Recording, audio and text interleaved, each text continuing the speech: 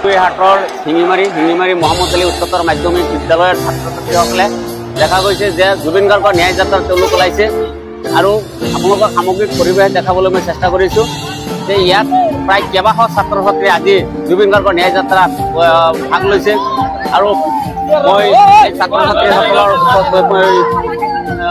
কোনে যাবলৈ বিচাৰিছোঁ। তোমালোকে আজি কিহৰ ন্যায় যাত্ৰাত লৈ আহিছা? জুবিন দাৰ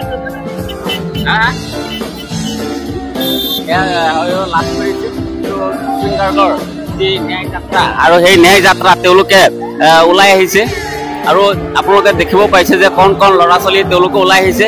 গতিকে কি ক'ব আমি জুবিন গাৰ্গ ৰেলীত আজি ওলাইছোঁ। আমি জুবিন গাৰ্গ আমাৰ অসমৰ অমূল্য সম্পদ হয়। জুবিন গাৰ্গৰ কাৰণে আমি বহুত সন্তুষ্ট কৰিব লাগিব। জুবিন গাৰ্গ ন্যায় আমাক দিব লাগিব। সেইটো কাৰণে আমি আজি আমাৰ সকলো শিঙিমাৰী মহম্মদ আলী উচ্চতৰ মাধ্যমিক সকলো ছাত্ৰ ছাত্ৰীসকলে আমি আজি এই ৰদৰ মাজত আমি ওলাইছোঁ। ইতিমধ্যে আপোনালোকে গম পাইছে যে শিঙিমাৰী মহম্মদ আলী উচ্চতৰ মাধ্যমিক বিদ্যালয়ৰ সমূহ ছাত্ৰ ছাত্ৰীয়ে তেওঁলোক ওলাই আহিছে জুবিন গাৰ্গৰ যি যুৱ প্ৰজন্মৰ হাত আছিলে তেওঁৰ ন্যায় বিচাৰি। গতিকে আজি এমাহ উকলিছে জুবিন দাৰ মৃত্যু হৈছে। তেখেতৰ মৃত্যু আমি সাধাৰণ মৃত্যু বুলি ক'ব নোৱাৰোঁ। তেখেতক হত্যা কৰা হৈছে, কিন্তু সেই হত্যাৰ কাৰণে চৰকাৰে যিটো ন্যায় দিব লাগে সেইটো আজিলৈকে ন্যায় দিয়া নাই। সেই জুবিন দাৰ ন্যায়ৰ কাৰণে আমি সকলোৱে ওলাই আহিছোঁ। ইমান সকলো ছাত্ৰ ছাত্ৰী আজি ওলাই আহিছে। আমি মৰিবলৈ প্ৰস্তুত আছোঁ। জুবিন দাৰ ন্যায় মুঠতে লাগিবই আমাক।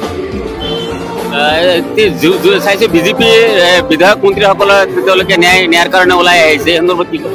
নাই, এইটো আমাৰ মতে এটা নাটক চলি আছে। ইতিমধ্যে আমি ভাবোঁ যে এটা নাটক চলি আছে, কিন্তু তেওঁলোক কেন্দ্ৰ আৰু ৰাজ্য উভয়ে তেওঁলোকৰ চৰকাৰ থকা সত্ত্বেও আজি যে তেওঁলোকৰ ৰাজপথলৈ আহিছে এয়া এটা দুৰ্ভাগ্যজনক বিষয় আমি বুলি ভাবিছোঁ। বাকী আৰু একো নহয়। হয়, ইতিমধ্যে ছাত্ৰ ছাত্ৰীসকলে কৈছে যে যি জুবিনদাৰ যি ন্যায় এয়া আচলতে চৰকাৰে দিয়া নাই আৰু চৰকাৰে দিবলৈ কোনো চেষ্টাও কৰা নাই বা যত্ন কৰা নাই। আচলতে তেওঁলোকৰ ৰাজনীতিহে কৰিছে আৰু পোনে পোনে মই আৰু এজন ছাত্ৰৰ ওচৰলৈ মই যাবলৈ মই চেষ্টা কৰিছোঁ। আমাৰ যিহেতু আমাৰ জুবিন দা হিয়াৰমতি জুবিন দা মৰিছে, আজি এমাহ উকলিছে, এতিয়ালৈকে আমি ন্যায় পোৱা নাই। আমাৰ জুবিন দাক আচলতে হত্যা কৰা হৈছে। আমি শুনি পাইছোঁ যে শ্যামকৰণ মহন্ত আৰু সিদ্ধাৰ্থ শৰ্মাই সিহঁতক জেলত বহাই খুৱাই আছে, সিহঁতক আচল শাস্তিটো দিয়া নাই।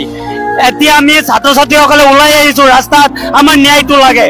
যেতিয়া আমাৰ স্বাধীনতা হৈছিলে তেতিয়া ছাত্ৰ সংখ্যা যেতিয়া ক্লাছ ত্যাগ কৰি ওলাই আহিছিলে তেতিয়া আমাৰ স্বাধীনতা পুৰা হৈছিলে। এতিয়া আমি ছাত্ৰ সংখ্যা ওলাই আহিছোঁ, আমাৰ জুবিন দাৰ ন্যায় লাগে।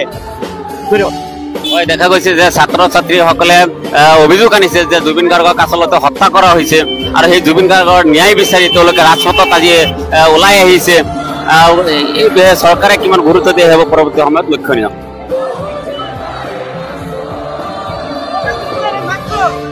দিব